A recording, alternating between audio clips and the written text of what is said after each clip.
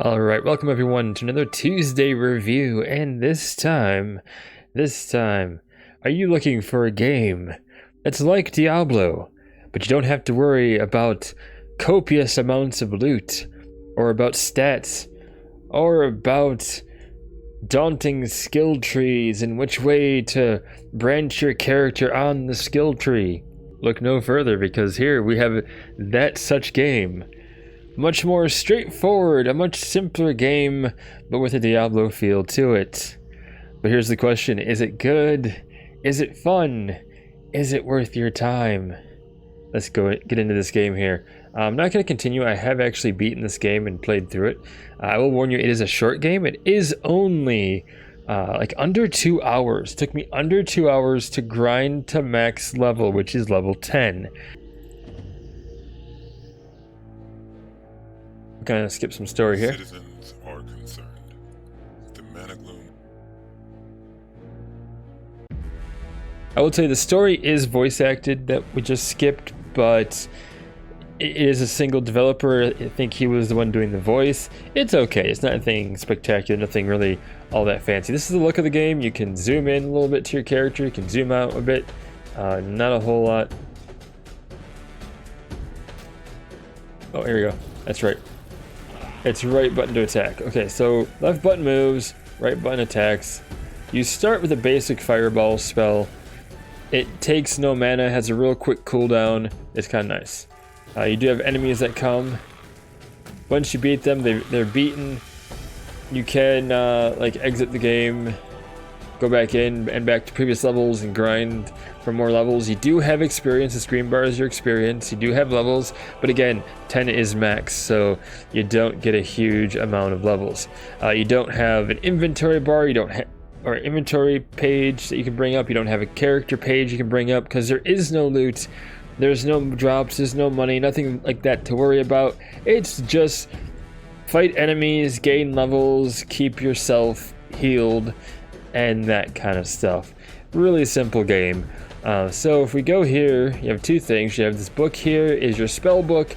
Right now we have move, which is apparently a spell, and it's in our spell book. Moving is a spell apparently, and fireball, which is our main attack. You do eventually get self-heal at level 2. Level 3 you get blast wave, which is kind of like an AoE. You can cast it anywhere, like where you're at, anywhere in front of you, wherever you click on the screen basically. Short teleport allows you to teleport out of danger.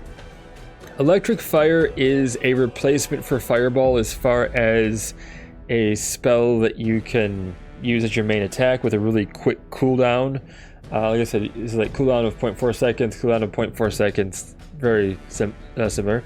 Then you get heat shield, which is a shield that just absorbs damage, and if you upgrade it a little bit, you can damage enemies. Molten core is basically just a bit larger fireball. It does more damage, tends to explode, or it can explode.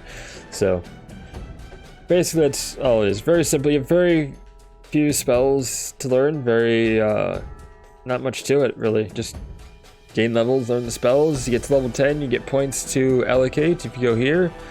So all the spells will have like minor perk and major perks, and you only get so many minor and major perks to allocate to spells.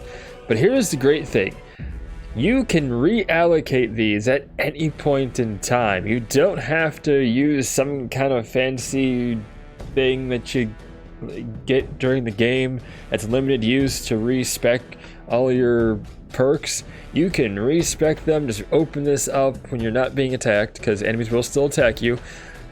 Respec these to anything. My personal favorite was basically to max out electric fire with the both 10% damage, 10% damage, and split into 3 separate blasts, because if anyone of you has played Contra or any of the Contra games, you know that spread shot is the best shot. So that's what I did. Then I also put some into blast wave. I basically increased the damage radius. And the other one I kind of tried to max, or at least get the major perk in, was increase the duration of firewall and do the second perpendicular, so it's kind of like a X-shaped 2 firewalls that get cast and make it longer duration, because then you create this area of blast wave and firewall that just damages enemies continuously while you blast them. That's what I did, at least, and it worked really well for me, and I was able to beat the game pretty easily. It was fun though, honestly. Like it's short though. That's my only problem. Is it is really short. I don't mind the fact we just unlocked self-heal now. Now we can heal ourselves, which is very nice. I don't mind the fact it's a very simple Diablo game. This really would work for a lot of people, which, like, the idea of Diablo might be a bit daunting, but they like the concept of the gameplay, but want something more simple, a little more straightforward. With this case, it is a bit more simple, straightforward, kind of just a easier, less complicated Diablo, I guess. But yeah, I would like to see more of this game, but it is a single developer.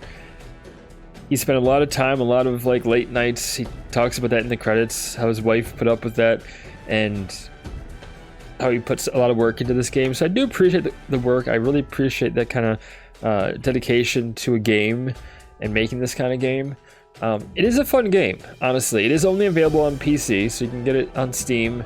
I don't think you can get it anywhere else. Yeah, save points also, checkpoint saves, so you can. It saves your game. You can reload here at any time. But yeah, that's it. You have your mini-map right here. Doesn't really expand, but you have it. You can follow it. You have quest markers.